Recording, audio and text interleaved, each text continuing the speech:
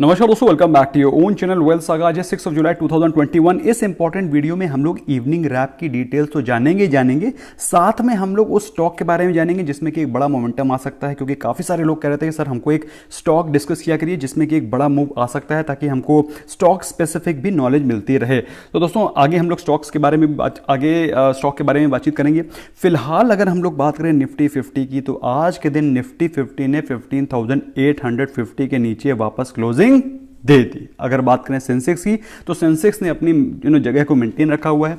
Nifty bank में आज तेजी थी दोस्तों, जैसा कि मैंने आपको बोला था कि आज मॉर्निंग अपडेट में मैंने आपको बोला था कि आज Q1 अपडेट के चलते बैंकिंग स्टॉक्स में जबरदस्त तेजी हो सकती है। स्पेशली मैंने आपको बताया था regarding AU small finance bank, so उसमें बंपर तेजी थी 10% का अपर सर्किट। इसके अलावा Nifty mid cap small cap में थोड़ी सी प्रॉफिट बुकिंग दिखाई पड़ी। अगर आप देखें ग्लोबल मार्केट्स में क्या चल रहा है, तो आप सरप्राइज हो जाएंगे, कहीं पर भी कोई ज्यादा खास तेजी दिखाई नहीं पड़ रही है। अगर आप यूरोपियन मार्केट देखें एकदम फ्लैट, बल्कि थोड़ा सा रेडी दिखाई पड़ रही है। अगर आप SGX निफ्टी देखें, सेकंड ट्रेडिंग सेशन में 24 पॉइंट्स डाउन है। ओवरऑल माहौल हर जगह प्रॉफिट बुकिंग का या फिर फ्लैट ही दिखाई पड़ रहा है।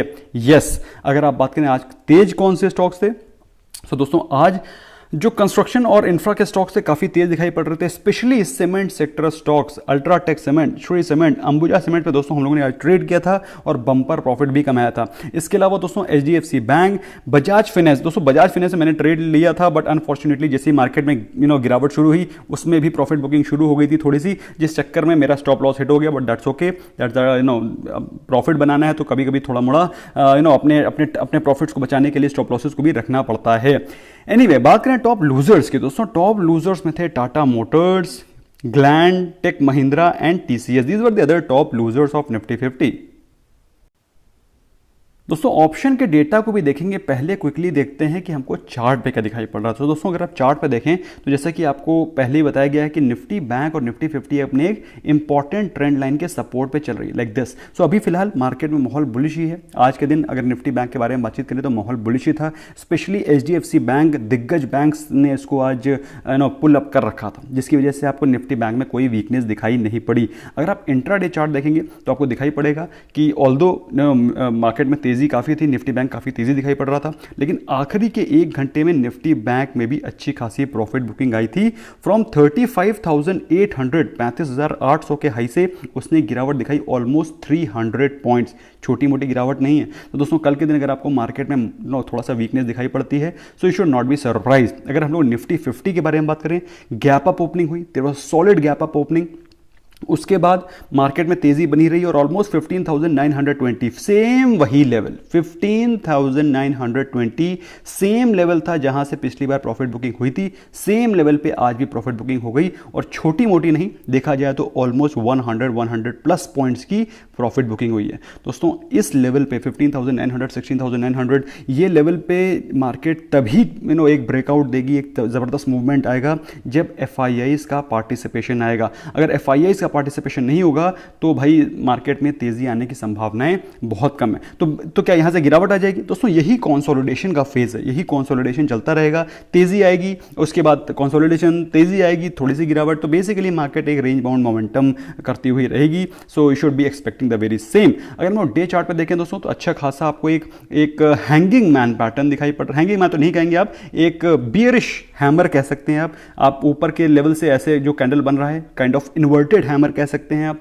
क्योंकि ऊपर के लेवल पे सेलर बहुत ज्यादा हैं, बायर्स जरा से बायर्स। और बायर्स क्या थे बेचारे, बायर्स तो बहुत तेज थे, लेकिन by the end of the day सारा का सारा बायर्स का जोश एकदम ठंडा कर दिया सेलर्स ने, जिसके चलते मार्केट में 100 पॉइंट्स की गिरावट दिखाई पड़ी।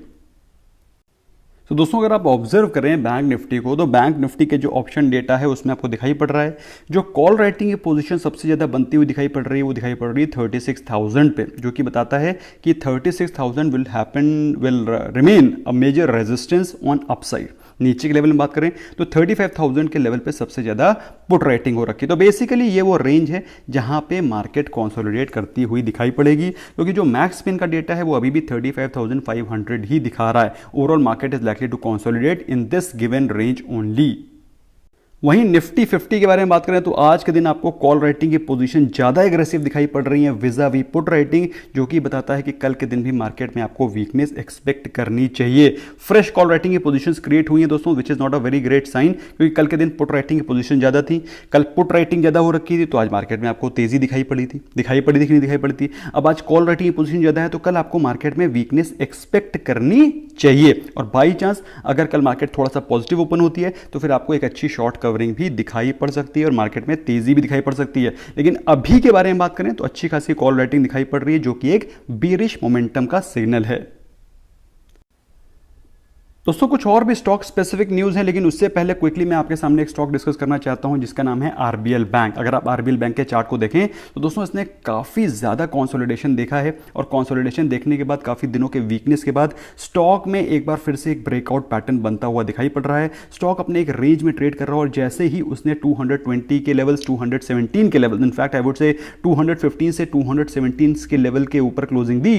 If it breaks 2200, one second friends, if it breaks 215 to 217, जो कि इसकी ये वाला जो पॉइंट है यहां से इसने ब्रेकआउट दिया तो ऊपर के लेवल पे आपको एक अच्छे टारगेट दिखाई पड़ सकते हैं up to the levels of 230, 235 plus, जो कि आपको 10% से ज्यादा के रिटर्न इन शॉर्ट टर्म दे सकता है। ऑन दी कॉन्ट्ररी अगर यहां से वीकनेस आती है, इसने 210 के लेवल्स को तोड़ दिया तो वापस ये स्टॉक 200 के लेवल्स पे जाता हुआ दिखाई पड़ सकता है। So I just request you to keep this stock on radar और इस स्टॉक में अच्छे खासे ट्रेडिंग के अपॉर्चुनिटीज आपको मिल सकते हैं। और बाई चांस इसने अगर 215, 216 के लेवल को तोड़ा तो इसके levels are going to be immense. यहां से बहुत ही जबरदस्त तेजी, इनफैक्ट 235, 250 के लेवल्स भी आपको शॉर्ट टर्म में दिखाई पड़ सकते हैं। So keep this stock on your radar. अगर मार्केट की गुड न्यूज़ के बारे में बात करें दोस्तों तो कुछ स्टॉक्स में गुड न्यूज़ भी थी। पहला तो स्टॉक है एनएमडीसी, जिसमें कि माइनिंग के लीजिंग का लेटर ऑफ इंटेंट एलओआई है, लेटर ऑफ इंटेंट मिला है from Chhattisgarh government.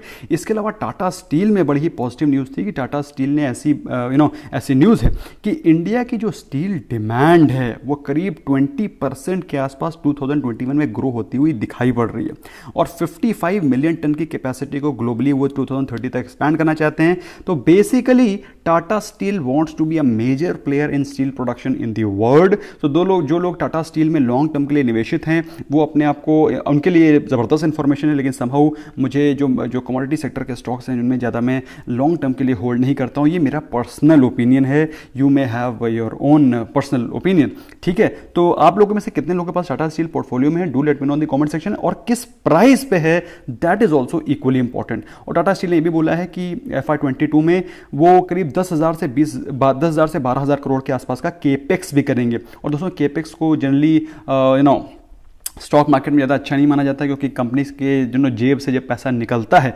Capital expenditure होता है, तो इसको जनरली लोग ज़्यादा पॉजिटिव नहीं मानते हैं।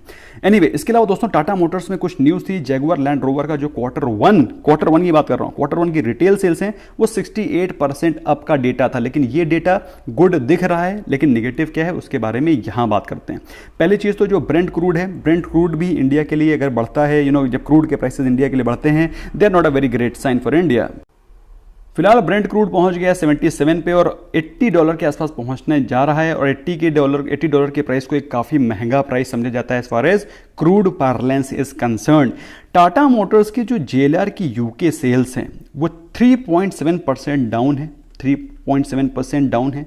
अगर हम लोग जैगुआर की अगर बात करें यूनिट्स की तो 38.4% अप हैं। जैगुआर लैंड रोवर का UK sales down 19.1% at 3797 units. तो बेसिकली अगर आप ईयर ऑन ईयर के बारे में बातचीत करें तो JLR का यूके सेल्स, जैगुआर का यूके सेल्स और लैंड रोवर का यूके सेल्स अगर आप देखें तो आपको दिखाई पड़ रहा है हर जगह थोड़ा सा डाउनफॉल, ब्रॉडली आपको दिखाई पड़ रहा है कि हर जगह डाउनफॉल ही दिखाई पड़ रहा है। इसके अलावा दोस्तों टाटा मोटर्स में आज एक नेगेटिव न्यूज़ थी, जिसके कारण दो नेगेटिव न्यूज़ थी इनफैक्ट। एक थी एबिटा की, one was regarding the semiconductor, उसका मैंने सेपरेट वीडियो पोस्ट किया, उसमें मैंने टाटा मोटर्स के चार्ट एनालिसिस भी करी है। Please do not miss that important video, it's a very very important video. मैं यहाँ पर उसका लिंक भी डाल दूंगा so that you can have a look at that video. I hope दोस्तों आपको ये वीडियो पसंद आया होगा। पसंद आया स्मैश करें लाइक बटन, ताकि आपको इस प्रकार के इंपॉर्टेंट इन्फॉर्मेशन आगे भी मिलती रहे। चैनल को सब्सक्राइब नहीं किया, सब्सक्राइब कर सकते हैं। Thank you so very much for giving a precious time. Bye bye for now.